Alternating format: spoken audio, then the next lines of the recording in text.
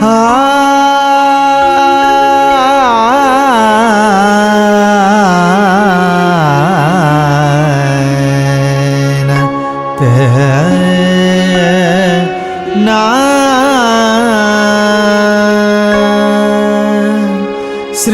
హనుమాను గురుదేవులు నాయద పలికిన సీతారామ కథ నే పలికెద సీతారామ కథ. దశరథ మహారాజు ప్రారంభించినటువంటి అశ్వమేధ యాగం, ఏ అశ్వాన్నైతే వదిలిపెట్టారో ఆ అశ్వం ఈ భూప్రపంచం అంతా తిరిగి మళ్ళీ ఆ యాగభూమి దగ్గరికి సంరక్షణతో సంతోషంగా తిరిగి రావటంతో అందరి ముఖాల్లో ఆనందం తాండవమాడింది. వెంటనే ఇంకా పూర్ణాహుతి కార్యక్రమానికి సమీపిస్తున్నారు. ఈ అశ్వాన్ని వదిలిపెట్టి తిరిగి వచ్చే సమయానికి సంవత్సరం కాలం పట్టింది. అప్పటిదాకా దశరథ మహారాజు, కౌసల్య, సుమిత్ర, కైకలు వీళ్ళంతా కూడా ఆ యాగభూమిలోనే ఉండి యాగదీక్షతోటి వాళ్ళంతా కూడా కాలాన్ని గడిపారు. సంవత్సరం తర్వాత ఈ యాగం పరిసమాప్తం అవుతున్నటువంటి శుభ సమయం ఆసన్నమైంది. ఏ ఫలాన్ని ఆశించి యాగాన్ని ప్రారంభించారో ఆ ఫలాన్ని పొందేటటువంటి సమయం ఆసన్నమైంది. ఈ ఫలం కేవలం దశరథ మహారాజుకే కాదు, సాక్షాత్ ఈ విశ్వానికే మేలు జరగబోతోంది. ఈ యాగం వల్ల ప్రజలంతా కూడా, దేవతలు వీళ్ళందరూ కూడా ఎంతో అశాంతితోటి రావణాసుడు పెట్టే హింసలు భరించలేకుండే సమయంలో ఈ దేవతలంతా కూడా ఆ నారాయణుడి దగ్గరికి వెళ్ళి వేడుకోబోతున్నారు. దశరథ మహారాజు చేసేటటువంటి యాగానికి తగు రీతిలో ఫలాన్ని అందించి రావణాసుడు పెట్టే హింసల నుంచి మమ్మల్ని అందరినీ రక్షించండి అని వేడుకోబోతున్నారు. ఈ యాగ ఫలం ఈ విశ్వానికే శుభతరుణంగా మారబోతోంది. ఏం జరుగుతుందో తెలుసుకుందాం. శ్రీ హనుమాను గురుదేవులు నాయద పలికిన సీతారామ కథ నే పలికెద సీతారామ కథ.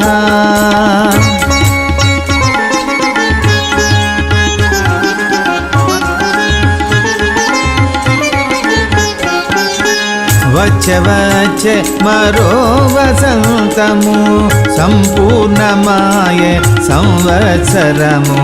వచ్చే మరో వసంతము సంపూర్ణమాయ సంవత్సరము. నటులు, శిల్పులు, చిత్రకారులు యజ్ఞార్థము నిర్మించిరి పురము. నటులు, శిల్పులు, చిత్రకారులు యజ్ఞార్థము నిర్మించిరి పురము.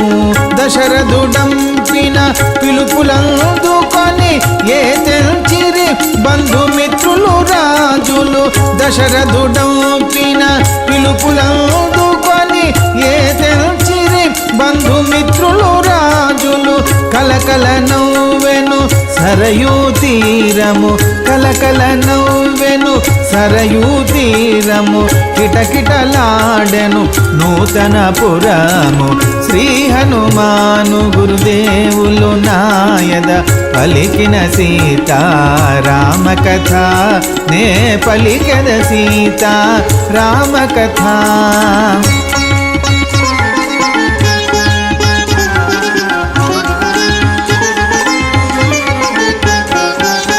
జనక మహీపతి కాశీరాజు రోమపాదుడు కేకయరాజు.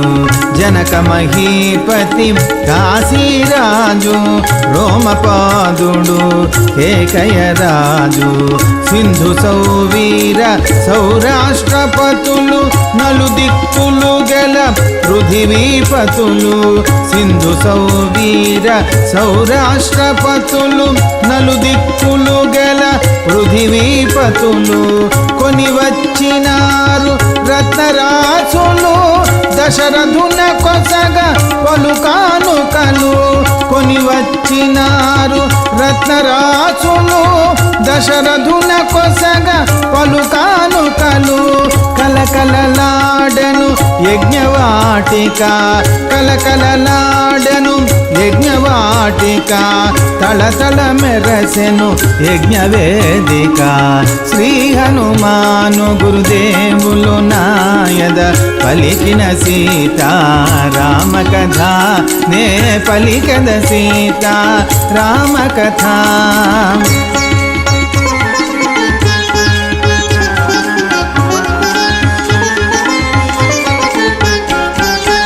పానభక్ష పదార్థములతో సకల సౌఖ్యముల సౌకర్యములతో పానభక్ష పదార్థములతో సకల సౌఖ్యముల సౌకర్యములతో ఎవరికి వారికి అమరను వసతులు ఎక్కడికక్కడ కుదిరెను విందులు ఎవరికి వారికి అమరను వసతులు ఎక్కడికక్కడ కుదిరెను విందులు యథావిధిగా చాతుర్వర్ణులు ప్రీతిగా పొందిరి సత్కారములు యథావిధిగా చాతుర్వర్ణులు ప్రీతిగా పొందిరి సత్కారములు లక్షలాదిగా వచ్చిన జనులు లక్షలాదిగా వచ్చిన జనులు తృప్తిగా పొందిరి అన్నదానములు శ్రీ హనుమాను గురుదేవులు నాయద పలికిన సీతారామ కథ నే పలికద సీతారామ కథ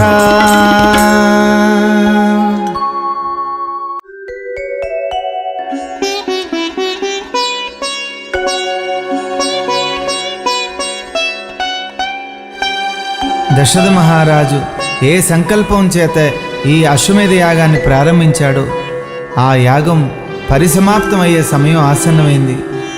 అశ్వం భూప్రపంచం అంతా తిరిగి వచ్చింది. యాగమండపాన్ని దగ్గరికి తీసుకొచ్చారు.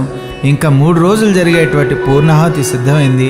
అందరూ వేదోక్తంగా ఎంతో చక్కగా ఆ హవిస్నిస్తూ రకరకాల బలులతోటి 3 రోజులు ఈ హోమం నడుస్తుంది. కలియుగంలో ఇంతంత పెద్ద పెద్ద యాగాలు చేయలేరు కాబట్టే వీటిలన్నిటికీ నిషిద్ధంగా మరి మన శాస్త్రాలు తెలియజేస్తున్నాయి. ఈ అశ్వమేధ యాగం పూర్ణాహుతి 3 రోజులు జరిగే ఈ పూర్ణాహుతి ఏం జరుగుతుందో తెలుసుకుందాం. ఇంకా పూర్ణాహుతి ప్రారంభమవుతోంది. ఏ రకంగా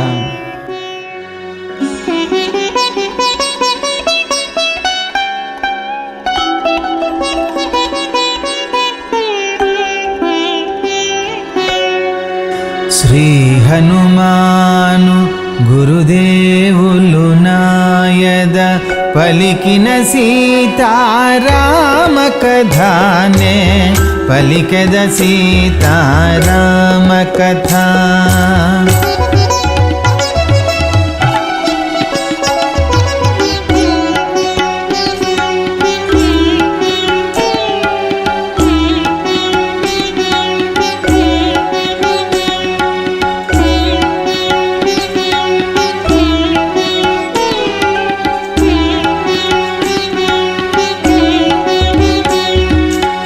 నిర్ణయమైన శుభముహూర్తమున దశరథుండు యజ్ఞశాలకు రాగా నిర్ణయమైన శుభముహూర్తమున దశరథుండు యజ్ఞశాలకు రాగా వశిష్ఠాదులు తోడు నడువగా దశరథుండు యజ్ఞవేదిక చేరగా వశిష్ఠాదులు తోడు నడువగా దశరథుండు యజ్ఞవేదిక చేరగా ఋషశృంగుడు వేదోక్తముగా యజ్ఞకర్మను మొదలిడ చేయగా ఋషశృంగుడు వేదోక్తముగా యజ్ఞకర్మను మొదలిడ చేయగా అశ్వమేధము యథావిధిగా అశ్వమేధము యథావిధిగా ఆరంభమాయ నిర్విఘ్నముగా ఆరంభమాయ నిర్విఘ్నముగా శ్రీ హనుమాన్ గురుదేవులు నాయద నాయద పలికిన సీతారామ కథానే పలికద సీతారామ కథ.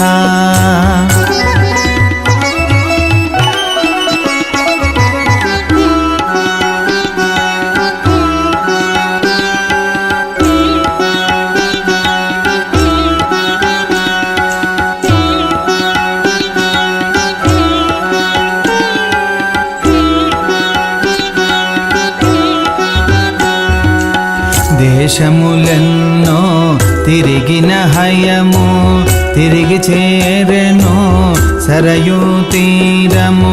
దేశములెన్నో తిరిగిన హయము తిరిగి చేరెను సరయూ తీరము. కల్పసూత్ర విహితానుసారముగా మీమాంసా న్యాయ సమ్మతముగా కల్పసూత్ర విహితానుసారముగా మీమాంసా న్యాయ సమ్మతముగా ప్రవర్గము ఉపసదము మొదలుగా సర్వకర్మలు వరుసగా సాగా. ప్రవర్గము ఉపసదము మొదలుగా సర్వకర్మలు వరుసగా సాగా. అశ్వమేధము యథావిధిగా అశ్వమేధము యథావిధిగా ఆరంభమాయ నిర్విఘ్నముగా ఆరంభమాయ నిర్విఘ్నముగా. శ్రీ హనుమాన్ గురుదేవులు నాయద పలికిన సీతారామ కథానే పలికద సీతారామ కథ.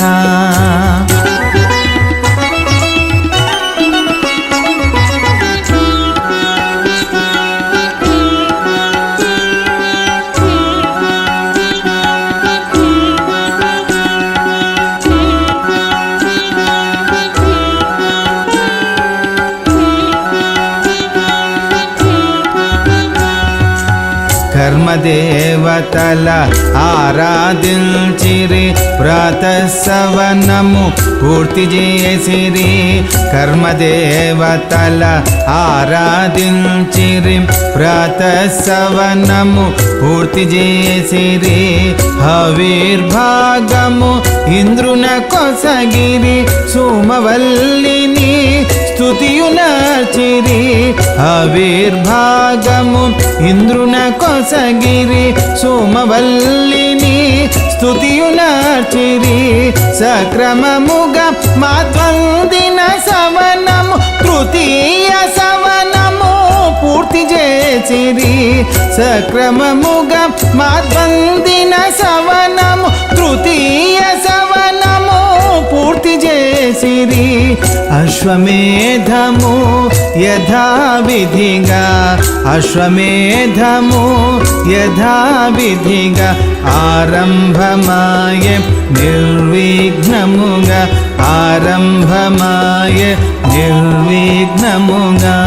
శ్రీ హనుమాన్ గురుదేవులు నాయద పలికిన సీతారామ కథానే పలికద సీతారామ కథ.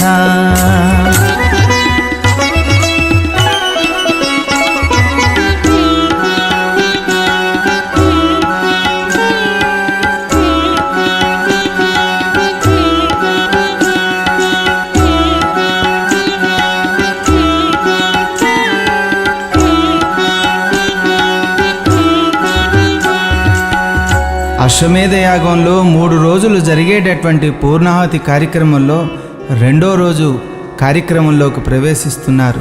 ఆ రెండో రోజు కార్యక్రమంలో ఆ యాగ మండపం దగ్గర 21 యూప స్తంభాలు అంటే ఉరికంబాలు రకరకాల పక్షులు జంతువులను బలుల్నిస్తూ అలాగే ఏ అశ్వమైతే ఈ భూప్రపంచం అంతా తిరిగి వచ్చిందో ఆ అశ్వమే ఆ పూర్ణాహుతికి దాన్ని సమర్పించబోతున్నారు. ఆ రెండో రోజు అక్కడ ఆ యాగమండపం దగ్గరికి ఆ అశ్వాన్ని పిలిపిస్తారు. కౌసల్య చేత 3 కత్తుల చేత 3 పోట్లతోటి దాన్ని పడగొట్టాలి. అది మరణించిన తర్వాత ఆ రాత్రి అంతా కూడా ఈ ముగ్గురు దశరథ మహారాజు వీళ్ళంతా కూడా అక్కడే జాగారం చేయాలి.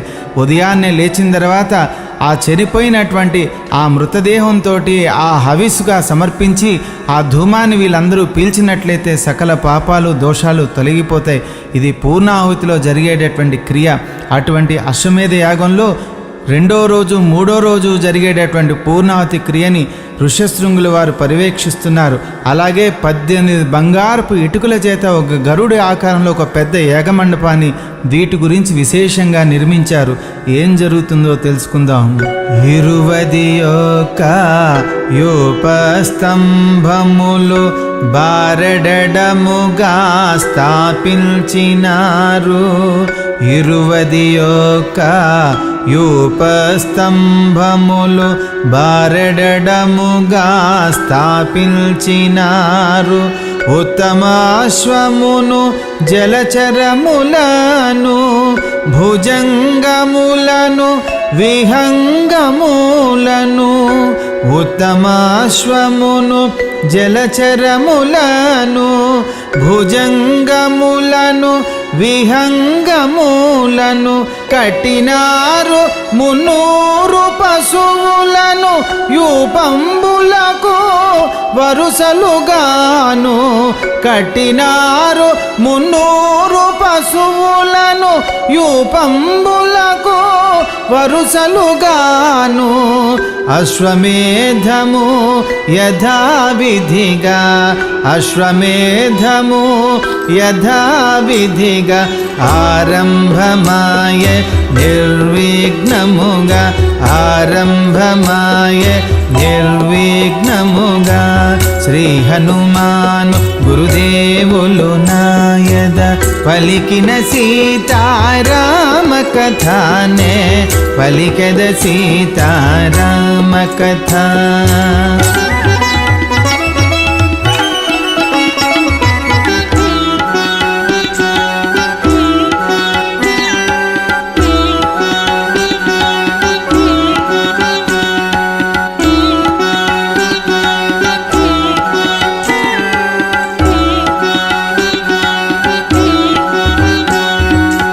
శాస్త్రోక్తముగా చేయించబడిన 18 మంచి ఇటికలు గల్గిన శాస్త్రోక్తముగా చేయించబడిన 18 మంచి ఇటికలు గల్గిన బంగారపు రెక్కలతో గూడిన గరుడుని బోలిన ఆకృతి గల్గిన బంగారపు రెక్కలతో గూడిన గరుడుని బోలిన ఆకృతి గల్గిన అగ్నివేదిని వేదోత్తముగా నిర్మించినారు.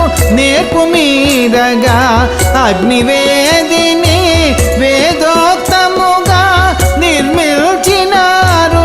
నేర్పు మీరగా అశ్వమేధము యథావిధిగా అశ్వమేధము యథావిధిగా ఆరంభమాయ నిర్విఘ్నముగా ఆరంభమాయ నిర్విఘ్నముగా శ్రీ హనుమాను గురుదేవులు నాయద పలికిన సీతారామ కథానే పలికద సీతారామ కథ.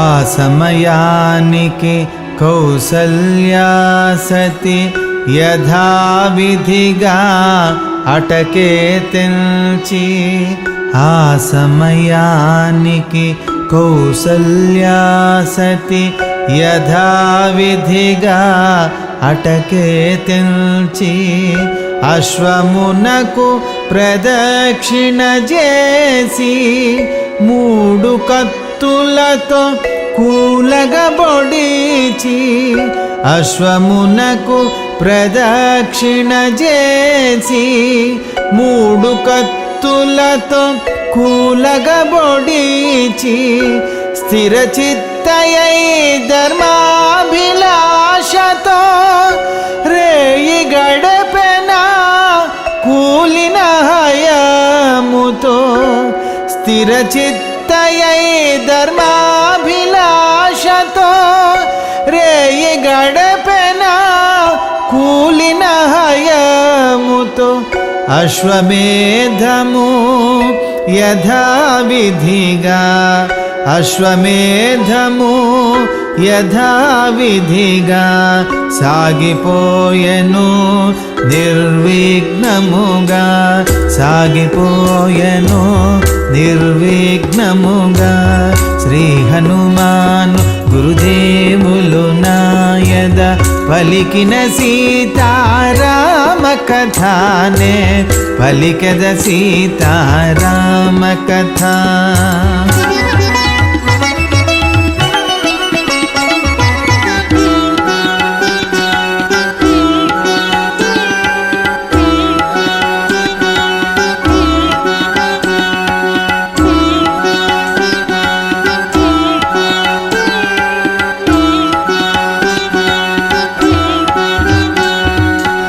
అశ్వమేధసు హోమము చేయ అగ్నివేది నుండి ధూమమెగయ అశ్వమేధసు హోమము చేయ అగ్నివేది నుండి ధూమమెగయ దశరథుండువా ధూమము బీల్చెను తన పాపములు తొలగిపోవగను దశరథుండువా ధూమము బీల్చెను తన పాపములు తొలగిపోవగను 16 ఋత్విజులు చేరి అశ్వాంగముల హోమము చేసిరి 16 ఋత్విజులు చేరి అశ్వాంగముల హోమము చేసిరి అశ్వమేధము యథావిధిగా అశ్వమేధము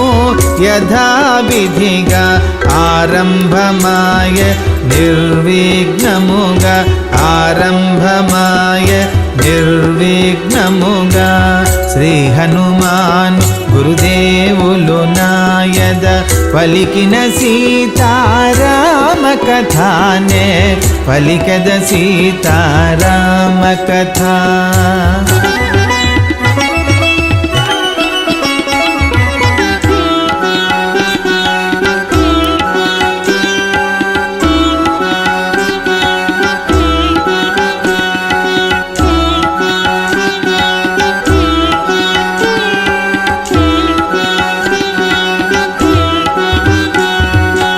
ప్రబల తీగల అగ్నిహోత్రమున హవిర్భాగము హోమము జరిగెను ప్రబలి తీగల అగ్నిహోత్రమున హవిర్భాగము హోమము జరిగెను వేదోక్తముగా అశ్వమేధము 3 రోజులు క్రమముగా జరిగెను వేదోక్తముగా అశ్వమేధము 3 రోజులు క్రమముగా జరిగెను ప్రతిఫలమును సంపూర్తిగా పొందగా దశరథుడు భూతానములిడగా ప్రతిఫలమును సంపూర్తిగా పొందగా దశరథుడు భూతానములిడగా అశ్వమేధము యథావిధిగా అశ్వమేధము